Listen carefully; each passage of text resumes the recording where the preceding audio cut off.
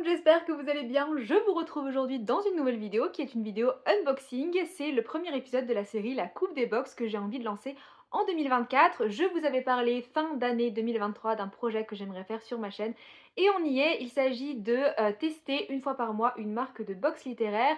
Pour la petite histoire, il y a à peu près un an maintenant, je vous avais fait 2 vidéos sur mon abonnement à la Cube qui est une box littéraire. Je vous mettrai en barre d'infos ces 2 vidéos si jamais ça vous intéresse.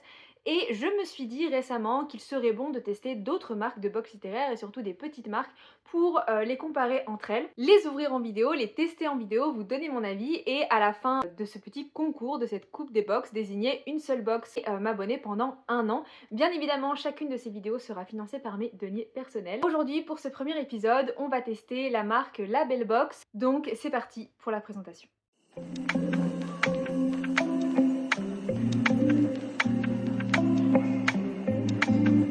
La Belle Box, c'est un site de box littéraire avec plusieurs catégories. Vous avez des box qui sont personnalisées et vous avez des box qui sont toutes prêtes sur des thèmes particuliers. Il y en a pour les adultes et il y en a pour les enfants. La particularité de la Belle Box, c'est qu'il propose des livres qui sont d'occasion ou qui sont déstockés. Donc il y a une démarche écologique derrière puisqu'on ne va pas racheter des livres neufs et c'est des livres qui ont déjà été utilisés. La proposition de la Belle Box aussi, c'est que même si ça peut marcher par abonnement, vous avez des abonnements de plusieurs mois, vous avez des abonnements d'un mois, c'est à chaque fois un paiement unique. Le site explique qu'il ne garde pas vos coordonnées bancaires et qu'il n'y a pas des prélèvements intempestifs qui peuvent, chez certaines marques, être difficiles à enlever une fois que vous avez envie de vous désabonner.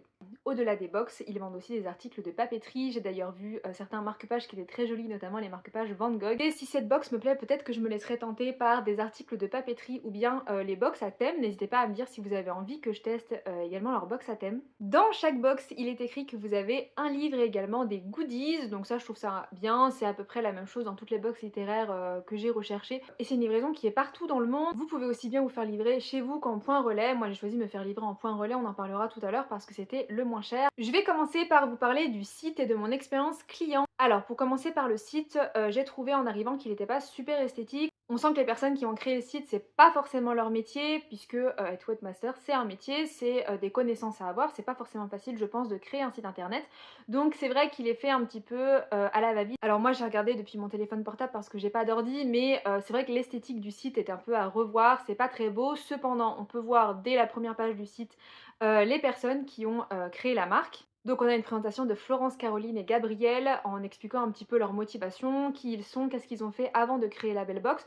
Et vous avez un truc que je trouve très bien, au-delà de l'explication du principe des box, un contact un peu partout sur le site. Vous avez en bas, sur la page d'accueil et même sur plusieurs pages, les coordonnées téléphoniques et un mail si jamais vous avez un problème avec votre commande et c'est marqué qu'ils répondent 7 jours sur 7. Donc ça, je trouve ça super. J'ai pas eu de problème avec ma commande, mais en tout cas, s'ils sont facilement joignables, c'est plutôt facile puisqu'il y a des sites où il faut vraiment chercher pour trouver une solution quand on n'a pas reçu son colis. Il faut toujours rechercher dans tout le site avant d'avoir une réponse. Donc là, au moins, c'est plutôt clair. Quand j'ai pris mon abonnement, j'ai choisi tout de suite l'abonnement de 1 mois. Un truc que j'ai trouvé très bien, c'est qu'on peut payer par PayPal, c'est quelque chose qui me sécurise sur les sites, même si je crois que ça coûte de l'argent aux entreprises de passer par PayPal parce que forcément ils prennent une commission, je pense. C'est sécurisant pour moi parce que je sais que si j'ai un problème, j'ai déjà eu l'expérience sur d'autres sites, je peux contacter PayPal qui va contacter le site internet si jamais j'arrive pas moi à les contacter et pouvoir travailler avec eux pour savoir pourquoi j'ai pas reçu ma commande par exemple ou pourquoi il y a un défaut dans ma commande et ils vont vraiment s'occuper de tout ça et je vais être beaucoup plus vite remboursée. Alors que si je paye juste avec ma carte bancaire, j'aurai pas forcément ce côté-là de s'il y a un problème, je me fais rembourser facilement.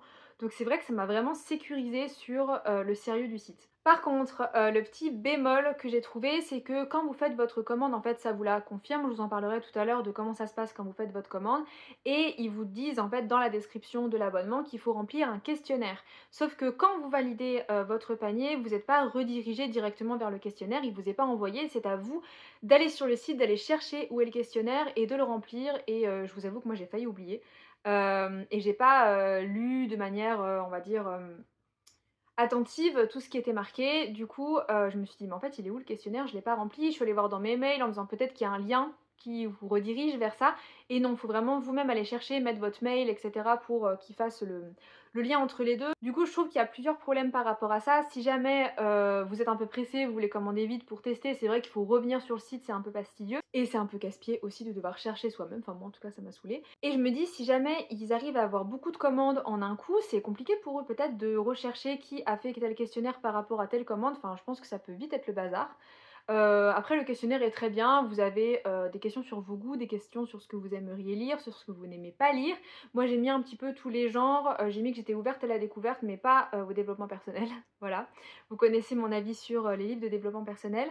Donc c'est des questions qui sont plutôt pertinentes. Je trouve en revanche qu'ils devraient rajouter un lien pour nous rediriger une fois qu'on a fait notre commande vers le questionnaire ou peut-être nous envoyer le lien par mail tout simplement puisqu'on reçoit dès qu'on a fait la commande un mail de confirmation avec une facture avec le prix qu'on a payé et les frais de port. Donc ça, je trouve ça très bien pour savoir combien on a payé. Au niveau du prix maintenant, alors j'ai payé pour un mois, une box d'un mois, 9,95 la box et j'ai payé 2,92 € de frais de port pour la France métropolitaine puisque c'est là où j'habite. Ce qui fait un total de 12,87 €, ce qui est pas super cher pour une box qui est personnalisée et dans laquelle il y a des goodies. J'ai commandé le 2 janvier, donc comme je vous disais, j'ai reçu ma confirmation de commande avec ma facture. Le 3 janvier, j'ai reçu un mail pour me dire que, oui pardon, vous voyez mon cahier où j'ai tout écrit, pour me dire que la commande avait été envoyée, donc je trouve ça super rapide. Et le 9 janvier, j'ai reçu ma commande, je suis allée la chercher au point relais le lendemain, et on est le samedi 13 aujourd'hui, donc jour où je vous fais cette vidéo, je ne l'ai pas ouvert, je vais l'ouvrir avec vous. Sur le site internet, vous avez un compte qui vous est créé une fois que vous avez effectué une première commande et vous pouvez voir dans vos commandes le statut de votre box, où est-ce qu'elle en est que la livraison est en cours, etc. Par contre, vous pouvez pas suivre en temps réel. Je sais que c'est des choses qui sont possibles avec Mondial Relais parce que vous avez un numéro de suivi, notamment sur Vinted, c'est des choses qu'on a souvent. Là, c'est pas le cas. Je pense que ça pourrait être bien d'avoir le petit numéro de suivi pour savoir où en est la commande via Mondial Relais. Ça pourrait être un axe d'amélioration pour le site. Maintenant qu'on a fait un point sur la commande et le site, je vais ouvrir la pochette. Donc on le reçoit. Je vais cacher mon adresse dans une pochette en papier bulle comme ça. Là vous avez l'expéditeur, donc la belle box, qui est comme ceci. On va l'ouvrir ensemble. Alors c'est ouvert, j'ai coupé pour pas tuer vos oreilles. La première chose que je trouve dans ce colis, c'est une petite pochette avec des chocolats de la marque Favier et Milia. Donc on a un praliné, on a du chocolat au lait. Voilà, 2 petits chocolats, ils ont l'air très bons. Je trouve ça cool. J'aime bien quand on met de la bouffe dans les box. Après, c'est toujours un peu compliqué parce que je mange pas tout, mais bon, ça, ils peuvent pas le savoir et ils y sont pour rien. Ensuite, on a une petite enveloppe avec une carte à l'intérieur, il me semble. Alors, attendez, je vais éviter de tout abîmer. Voilà, il n'y a rien marqué sur l'enveloppe. Alors, est-ce que c'est une carte qu'on garde ou est-ce que... Ah, voilà. Donc effectivement, c'est une carte pour nous remercier pour notre commande. Donc vous avez un petit cartonnet qui peut servir de marque-page où il y a marqué la belle box. Vous avez ensuite un petit papier marqué bienvenue dans l'univers de la belle box, à bientôt, abonnement 1 mois, bonne lecture, comme ça. Et vous avez une carte qui vous dit meilleurs vœux 2024, Florence, la belle box, et c'est écrit à la main, donc je trouve ça trop chouette. Vraiment, ça donne un côté vraiment authentique à la marque, j'adore. Et là, moi j'ai une petite carte avec un tigre, trop chouette. Et donc on arrive au livre, il n'y a pas d'autres goodies, peut-être qu'il y en a un dans le livre, mais en tout cas les seuls goodies il me semble qu'il y avait dans cette box étaient dans la petite carte. Donc on reçoit le livre dans du papier de soie comme ceci, de manière à le protéger. Alors on va éviter de le défoncer. J'ai donc reçu Pierre de Lune de Wilkie Collins qui est comme ceci. Donc c'est un livre d'occasion, ça se voit, pour autant il est quand même en bon état. Je vous montre un petit peu comment il est. Voilà. Alors avant de lire la 4e de couverture, je voulais vous dire que j'avais laissé à la belle box une marge de manœuvre pour mon livre. J'avais pas été trop restrictive dans mon envie de lecture parce que je voulais voir justement comment ils pouvaient faire quand on disait pas bah, je veux exactement ça, exactement ça. J'ai expliqué que je voulais un livre qui était bien écrit, que j'aimais beaucoup la littérature étrangère et que j'avais envie d'être surprise, que je lisais peu de policiers par exemple, mais que j'étais pas contre découvrir un nouveau genre, j'étais assez ouverte à l'aventure.